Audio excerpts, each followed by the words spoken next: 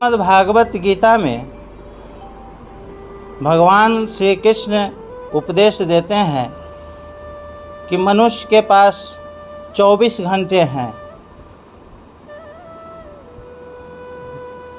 हमारे पास 24 घंटे हैं और हमारे सामने 4 काम हैं। 24 घंटे को 4 भाग देने से प्रत्येक काम के लिए 6 घंटे मिल जाते हैं। जैसे पहला आहार विहार अर्थात भोजन करना और घूमना फिरना, आवश्यक कार्यों के लिए 6 घंटे।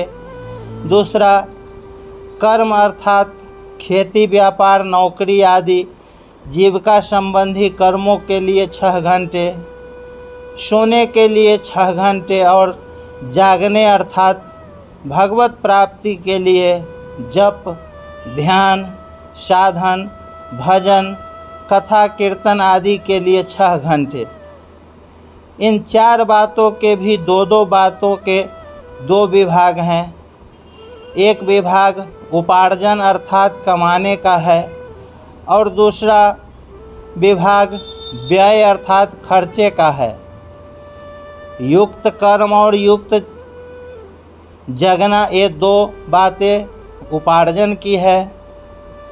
युक्त आहार विहार और युक्त सोना ये 2 बातें व्यय की है।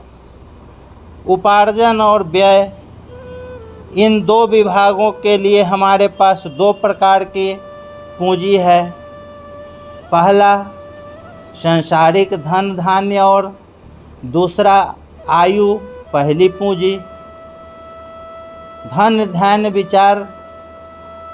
धान्य पर विचार किया जाए तो उपार्जन अधिक करना तो चल जाएगा, पर उपार्जन की अपेक्षा अधिक खर्चा करने से काम नहीं चलेगा।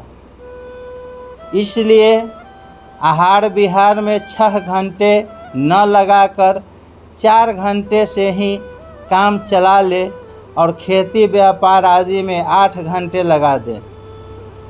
तात्पर्य है कि आहार विहार का समय कम करके जीविका संबंधी कार्यों में अधिक समय लगा दें। दूसरी पूंजी आयु पर विचार किया जाए तो सोने में आयु व्यर्थ खर्च होती है, अतः सोने में 6 घंटे न लगाकर 4 घंटे ही काम चला ले और भजन ध्यान आदि में 8 घंटे लगा दें। तात्पर्य है कि जितना कम सोने से काम चल जाए उतना चला ले और नींद का बचा हुआ समय भगवान के भजन ध्यान आदि में लगा दे।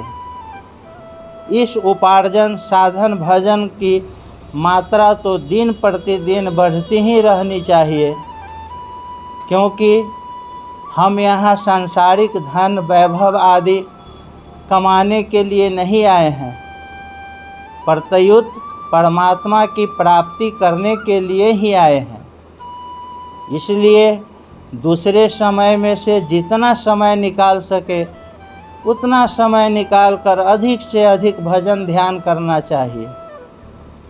दूसरी बात, जीविका संबंधी कर्म करते समय भी भगवान को याद रखे और सोते समय भी भगवान को याद रखे। सोते समय यह समझे कि अब तक चलते फिरते बैठकर भोजन किया है, अब लेटकर भजन करना है।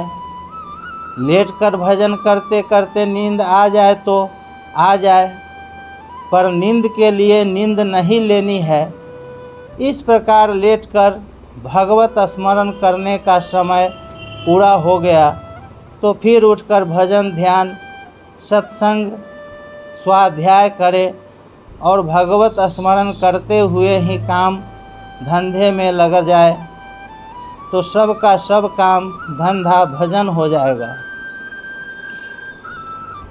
इस प्रकार यथोचित आहार विहार आदि करने वाले ध्यान योगी का दुखों का अत्यंत अभाव करने वाला योग सिद्ध हो जाता है।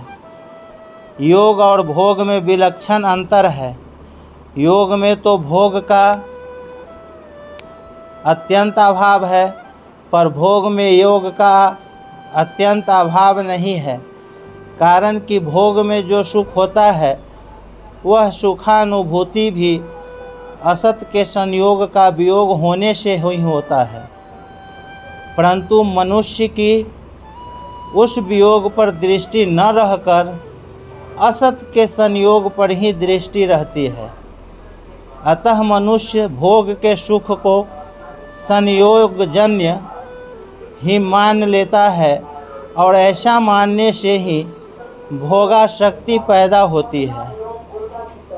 इसलिए उसको दुखों का नाश करने वाले योग का अनुभव नहीं होता।